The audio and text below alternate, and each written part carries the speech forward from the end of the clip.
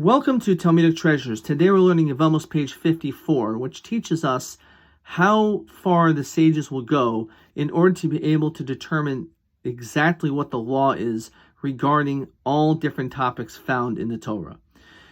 Our chapter began saying that when it comes to the mitzvah of doing yibum, it's necessary for the man to actually have marital relations with this woman. And the Talmud goes through numerous situations which seem to be extremely hard to imagine they would ever happen.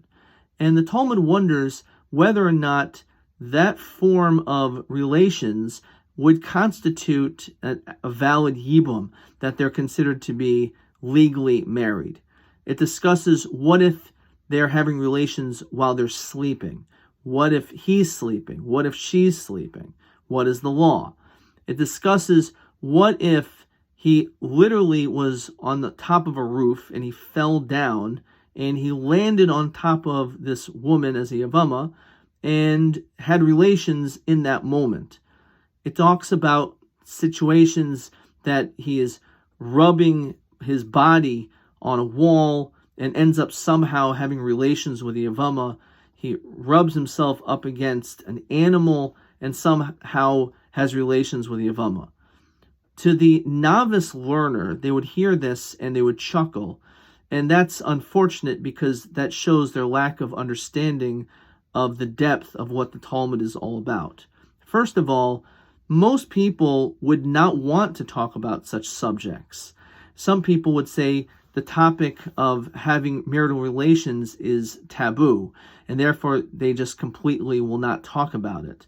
There's nothing that's found in the Torah which is considered to be something that's not worth discussing.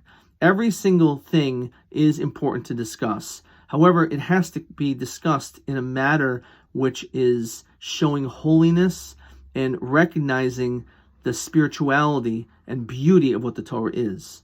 So why would it be discussing these cases? It doesn't mean that these things actually ever happened.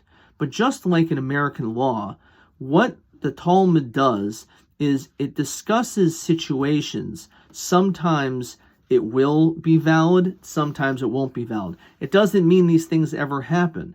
But when it comes to other situations which are similar to it, now we can analyze the data that we have and ask ourselves, in a real life situation, can we apply it more to the person who was sleeping? Can we compare it more to this situation? And then we're able to discuss and reach a final conclusion. This is what our sages do. Teaches us the value of every single topic. Nothing is taboo.